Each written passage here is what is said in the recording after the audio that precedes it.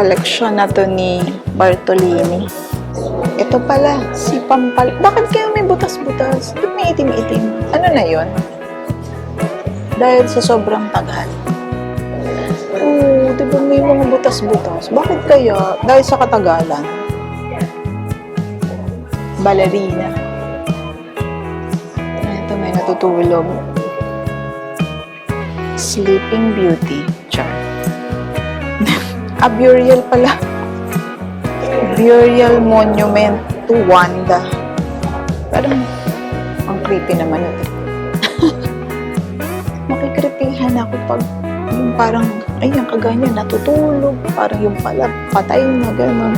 Ito, kagaya nito. Diba, parang ang creepy. Ayan o, Burial Monument. Tada!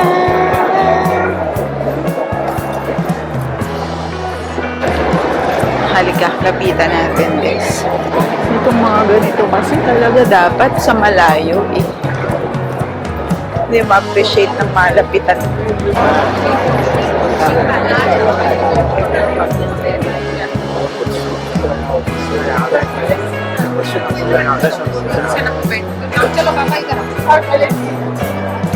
Papa?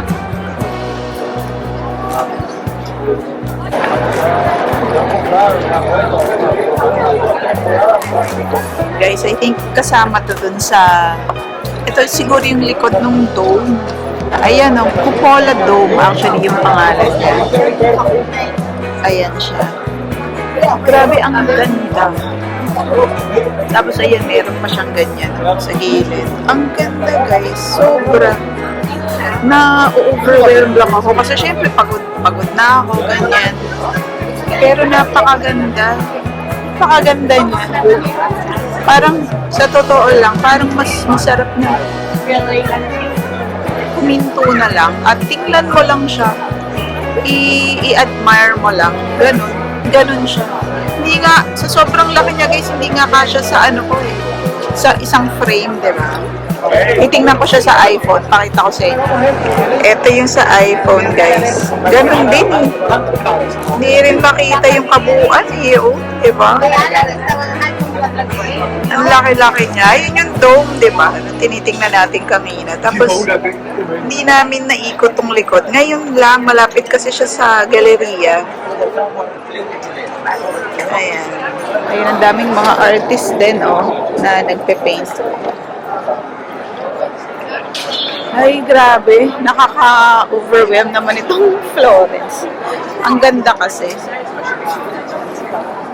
Ay, nasa na kaya yung kapatid ko? Ay!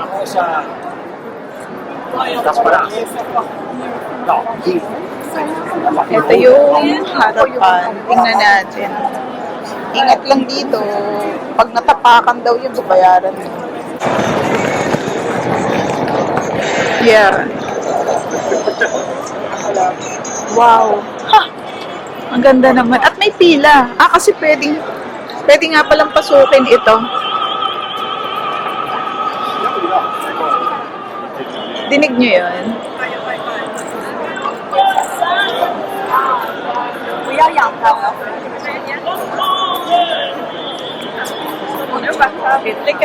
Ako, ingat-ingat. At baka may mga pickpocket dito. Daming tao eh. Ano kaya? Makaka-copyright kaya ito? Ito. Ay, hanip, galing si Kuya. Siya talaga yan. Wow, siya talaga yan. Baka makapiright. Wag na, baka makapiright tayo, sayang.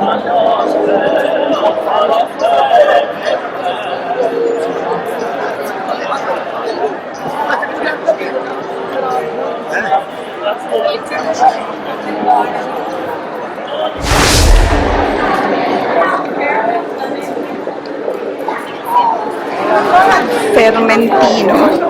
Diyan ko binili ito. Ako, guys.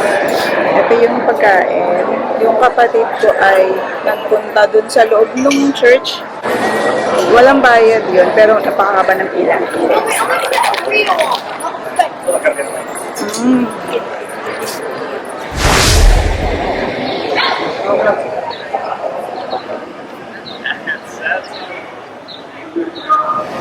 Yung building sa likod ko, yan daw yung palasyo ng Medici family. Grabe, dyan pala sila nakatira. Ayan. Kalain mo yun. Nakita ko kung saan sila nakatira. Saan ko pwedeng pasukin? Bali, well, kung hindi kayo familiar with Medici family. So, sila yung sikat na family dito sa Florence nung panahon nila. Mga 1600 to 1800, ganyan. Sila yung pinakamayaman tsaka pinaka-influential na family. Alam ko pwedeng pasukin to. Grabe. Grabe tong Florence, ano. Uy, ano to? Ah, gelato. Wow. Mamaya. May gelato. May ice cream. May gelato. Dito sa gilid. Hindi yata pwedeng pumasok dito. Pwede ba pumasok dito? Hindi ako sure. Ayun. Capelle Medici. Chapel. May chapel pala sila. Grabe, ang laki naman ng bahay. Pag yun ang bahay mo, laki. Grabe. Ang galing.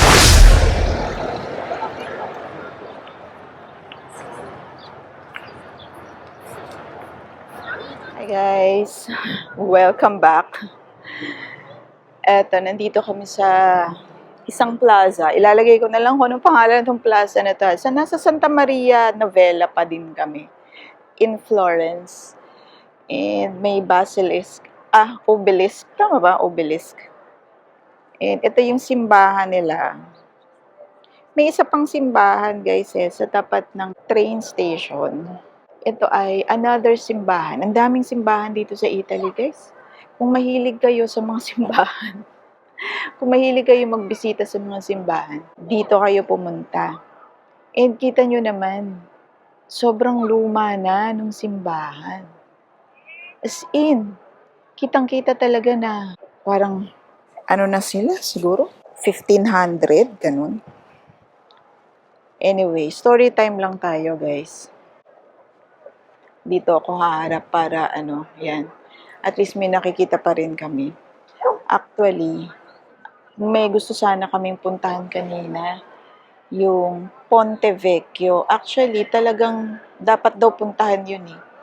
Kasi yung bridge na yun, ano siya, talagang medieval yung itsura ng bridge. Na-preserve nila yon. Kaso mo, ang hirap namang pumunta doon. I mean, hindi siguro mahirap talaga kung may maps naman, 'di ba? Yung Google Maps. Kaso mo yung Google Maps, hindi ko maintindihan talaga. Parang nung isang gabi, naliligaw na talaga kami. Parang pinapaglakad niya kami going to the bus stop daw, ganyan. Pero pagdating mo naman dun sa lugar na yun, wala namang bus stop. Kaya, ang hirap. Nahirapan talaga ako. Kaya, ang ending, wala. Bumalik kami dito sa may Santa Maria Novella na area. Doon malapit sa train station at malapit sa hotel namin. Tapos, ayun. Eto, naglakad-lakad lang dito. At, eto, first time ko itong makita. Gusto ko sanang puntahan yun, yung bridge na yun. Kasi di ba, naalala nyo sa Paris, hindi na, meron akong bridge na hindi napuntahan doon. Hotel to guys, Hotel Minerva. Punta tayo dito sa pangalawang obelisk. And, nakagitna ako, may dumadaan ditong sasakyan. Di ba sa Paris, hindi namin napuntahan yung Alexander Bridge ba yun?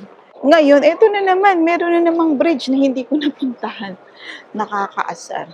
Puntahan ko lang tong isang obelisk. Grabe, guys. Ang hirap. Ang hirap mawala. Ang hirap maligaw. Gelateria, oh. Kain na nga lang tayong gelato. Eto, tingnan ko lang to. Ayan. Dalawang obelisk to. Eto yung isa. Ayan. Mostre in Corso. Ayan siya. Yun. Tapos, turn around tayo. para makita natin sa malayo. Itong another church. Nakikita niyo yung tore na yun sa likod. Ano siya? Siya yung Santa Maria. Ito, may pangalan. Ilalagay ko na lang guys itong pangalan nitong church na to ha.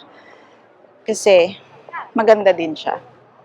Anyway, ayan madaming mga, plaza to guys ha. Plaza. And madaming mga shops. Ayan, sa likod ko. Madaming shops doon, sa likod yung mga tent. Pero hindi na ako mamimili kasi nakabili na ako. Anyway, may pupuntahan kami, isa pa yung Plaza Republica. Cute ng doggy. Ang cute ng mga doggies, guys. Ang daming aso dito. Dog lover ata itong mga Italiano. Ang lalaki ng mga aso nila. May maliliit, may malalaki. Mas madaming malaki. Siya nga pala, guys. Another story time. May kwento lang ako sa inyo habang naglalakad dito. Alam nyo, nahulog kanina yung GCash card ko. Kakalagay ko lang ng laman. Dinagdagan, nag-top up ako ng 10,000 dun eh. Kanina lang. Tapos, nilagay ko siya dito. Yan, dyan. Lalagyanan din to kasi ng cellphone ko. Kaya para pag madali siyang makuha, ganun. Tapos, kanina, di kinuha ko yung phone ko, magmamaps ako. Hala, nalaglag pala. Tapos hindi ko napansin, buti na lang, merong isang tao, foreigner, puti, hindi ko alam kung Italiano or what siya. Ano siya, dinampot niya, binigay niya sa akin. Grabe guys. Grabe talaga. Talagang, ngayon, talaga sabi ko, Lord, thank you. At may nakapulot. Merong pumulot talaga at binalik sa akin. GCash yun, guys. GCash card ko, nakaloload ko lang. Grabe talaga. Ay, grabe, laking pasasalamat ko talaga kanina. Thank you ako ng thank you doon sa mama. Grabe talaga. Naku, thank you, Lord. Thank you, Lord talaga. At naibalik sa akin, tapos alam nyo ngayon kung anong ginawa ko. Hala, nilak ko yung card. Nalalak naman kasi yung GCash eh. Nilak ko yung card ngayon para kung sakali oh my God, bang may mawala. At least nakalock siya, hindi magagamit. Tapos pag gagamitin ko, unlock ko na lang. At hindi ko na ilalagay dito. Ilalagay ko na talaga sa loob ng bag ko. Ay nako, kayo mag-iingat din kayo. Anyway, sige, tara na. Punta na tayo dun sa pupuntahan natin. Guys, ang ganda ng balcony. Ayan. Yan lang yung kinukunan ko, yung balcony. Oh, yeah. Ganda, diba? Meron palang mga luxury dito. Ayan, Bulgari, Tod's, Armani.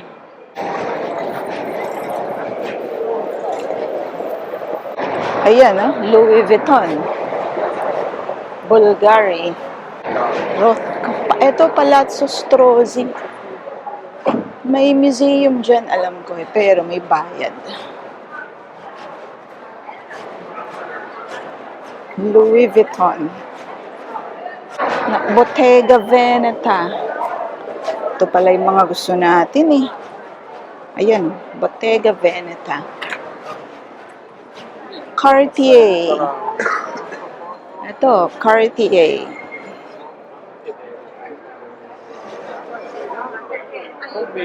Lumagpas. Louis Vuitton. Ayan, malapit na tayo. Plaza Republica. Ito palang Plaza Republica. Mga branded. Mga branded makikita dito. Ayan, may Dior. Ayun, si Pogi. Ito guys, si Ugo Pogi. Jimmy Choo. Hay, malapit na. Yan na, malapit na tayo. Dior. Ayun, nakita ko na. Wow, ganda naman ng Dior. Kita nyo ba yan, guys? Ayan. Yan yung hinahanap ko. Yung may carousel sa gitna ng plaza. Ay, sa wakas. Tumama din si Maps. Tapos guys, uupo na lang ako dito. Pahinga.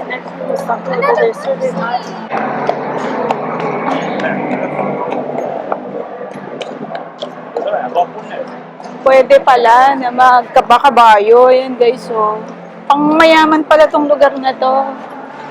Kita nyo, puro mga branded yung dinaanan natin. Upo muna ako guys. It's about time na maupo. Gusto ko yung, nakikita nyo ba yung carousel?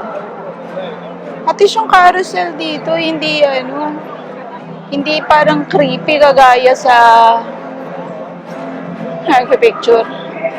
Diba yung sa may Sacré-Cœur, sa Montmartre, ang creepy.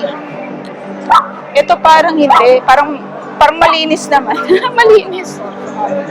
Ganda. Kailan kaya makakasakay dyan yung apo ko? Magkano to? Tingnan natin kung magkano. 2 euro. Tama ba? 2 euro nga guys. 2 euro. O diba? Ang saya kaya dyan. Nakakahiya lang pag matanda ang uupo. Ay, pag matanda ang sasakay, nakakahiya. Eto pa guys, so Michael Kors, Chanel, yan yung mga makikita nyo dito. Ganda. Tapos, eto,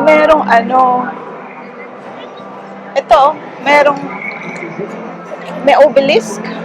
Tama ba yung tawag ko, obelisk? Tapos, ayan siya. So, upo na muna ako. Balikan ko kayo mamaya, ha? Ayan guys, yung Busquetti. Para yung wine window. Bibili tayo dyan.